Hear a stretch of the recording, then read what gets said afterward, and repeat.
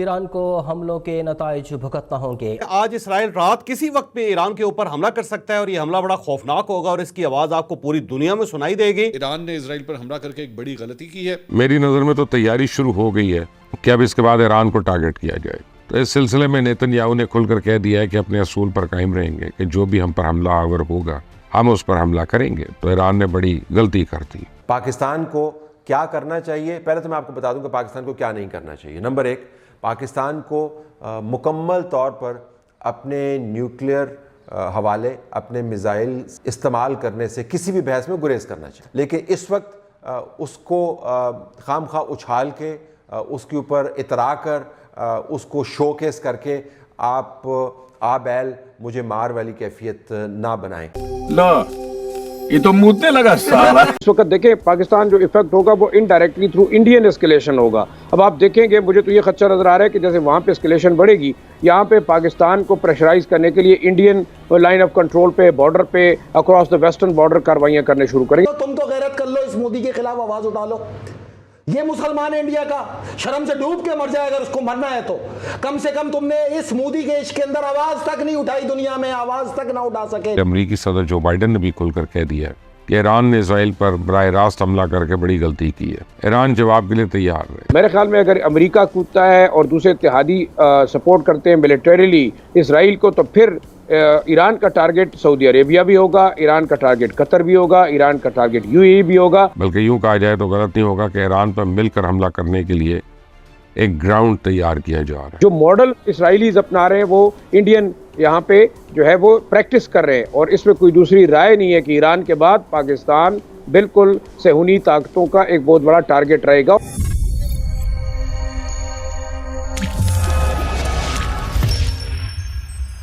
نمسکار، جے ہند دوستو اسرائیل پر منگلوار رات ہوئے ایران کے حملے کے بعد اسرائیل کے پردھان منتری بنیامین نیتن یاہو نے ایران کو ختم کرنے کی قسم کھائی ہے۔ اسرائیل اب ایران پر جوابی کارروائی کے لیے پوری طرح تیار ہے۔ پی ایم نیتن یاہو نے تیل اویو میں رکشا منترالیہ میں سرکشا پرمکھوں سے ملاقات کر رہے ہیں۔ ایسے میں قیاس لگائی جا رہی ہے کہ اسرائیل جلد ہی ایران پر بھینکر حملے کر سکتا ہے۔ اسرائیل کے پردھان منتری کاریالیہ نے ایکس پوسٹ میں کہا کہ P M Benjamin Netanyahu نے آج تیل اویو میں سرکشا پرمکھوں کے ساتھ بات چیت کی۔ نیتن یاہو نے سرکشا کابینٹ کی بیٹھک کے دوران کہا کہ ایران نے آج رات ایک بڑی غلطی کی ہے اور اسے اس کی قیمت چکانی پڑے گی۔ ایرانی حملے میں تیل اویو میں 2 لوگ گھائل ہو گئے اور ایک عمارت क्षति ग्रस्त ہوئی ہے، جس کو دیکھ آج پاکستانی میڈیا میں ڈر کا ماحول ہے کہ کہیں اسرائیل ایران کی جنگ ہم تک نہ پہنچ جائے، جس پر پاکستانی میڈیا میں بحث چھڑ گئی ہے کہ ہمیں اسرائیل اور ایران کے پنگے میں نہیں پڑنا چاہیے۔ تو چلیے دوستو اسی پر آگے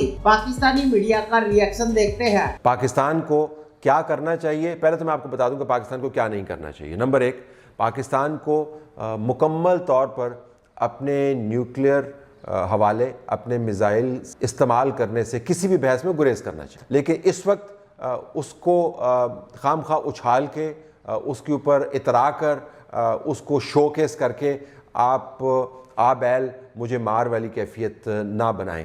ضروری نہیں ہے کہ بیل نے آپ کو آ کے ٹکر مارنی ہے، لیکن جب برابر میں اتنا ہنگامہ پھیلا ہوا ہے تو، اور اس ہنگامے میں آپ کا براہ راست کوئی سٹیک تو خیر بہت ہے لیکن براہ راست انوالومنٹ نہیں ہے، اور بہت اچھا ہے کہ ہماری انوالومنٹ نہیں ہے، تو آپ کیوں اپنی نیوکلیئر کیپیبلٹی کے بارے میں ایسی باتیں کریں کہ دنیا اس کی طرف توجہ دے؟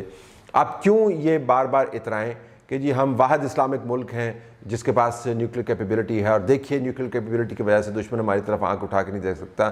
یہ وقت نہیں ہے اس قسم کی باتیں کرنے کا۔ تو اگر ہمارے پاس ہے اور اس ہنگامے سے ہمارا تعلق نہیں ہے تو خام خواہ کسی اور طرف ہنگامہ ہو رہا ہے اور ہم خام خواہ اپنی طرف سے سائرن بجا بجا کے توجہ مبذول کر رہے ہیں۔ تو نمبر 1، ہمیں اپنے نیوکلیئر پروگرام اور میزائل پروگرام کے بارے میں بحث نہیں کرنی۔ نمبر 2، ہمیں ان معاملات کے اوپر جو بھی پالیسی ڈکلیریشن آنی ہے اس کے لیے ایک چینل بنانے کی ضرورت ہے۔ یہ بہت ہی نازک معاملات ہیں، یہاں پر الفاظ کے نتائج نکلتے ہیں، صرف ایکشنز کے نتائج، یہ ریاکشن نہیں آتا، الفاظ کے بھی نتائج نکلتے ہیں، تو مکمل طور پر ہمیں اس سے اجتناب برتنا چاہیے۔ جیت کی جنگ تو شروع ہونے والی ہے یہاں پہ، اور پاکستانیوں خاموش رہو، مزے کرو، ناچو گاؤ، جو دل چاہے کرو، لیکن یہ یاد رکھنا اللہ نے تمہیں اس لائق نہیں سمجھا کہ اپنے گھر کے لیے تمہاری آواز اٹھوا دو۔ उसकी वजह ये कि तुम पर नेमतें तमाम हुई, खत्म हुई, फारिग हुई।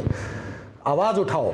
आवाज की जंग थी इस मुल्क के अंदर। आयतुल्लाह खामनाई ने जो ये कहा कि आवाज उठाओ, हम भी तो ये कहते थे आवाज उठाओ। आवाज से बड़ा तो कोई बम है ही नहीं, आवाज से ही तो नैरेटिव बनता है। लेकिन ये जो नैरेटिव इंडिया अपना डिस्प्ले कर रहा है, तो उसमें आपको लगता नहीं? करे, मैं आपसे कह रहा हूँ, मैंने आपको बताया, हैफा बता दिया ना, हैफा ही इनका मैशियत का दिल है, इसको निचोड़ के मारेंगे। एक इंडियन वापस आ गया ना वहाँ से, मेरा नाम फैसल रजा अब्दीनी। और सुनो इंडिया वालों, अगर कोई टुंटा आ जाए ना अपाइश तुम्हारे पास बच के, उससे पूछना तुझे मारने वाले कौन सी जुबान बोल रहे थे, तुझे फैसल रजा अब्दी समझ में आ जाएगा कि किसने मरवाया। ये मेरा तोहफा है, अल्लाह ताला ने मुझे देना है, ये हैफा का तोहफा। और बैतुल मुकद्दस की फतह कुल आलम इस्लाम का तोहफा है, वो आनी है।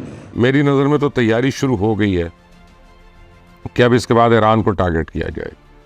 तो इस सिलसिले में नेतन्याहू ने खुलकर कह दिया है कि अपने असूल पर कायम रहेंगे कि जो भी हम पर हमला आवर होगा हम उस पर हमला करेंगे। तो ईरान ने बड़ी गलती कर दी, ईरान को इसकी कीमत अदा करनी पड़ी।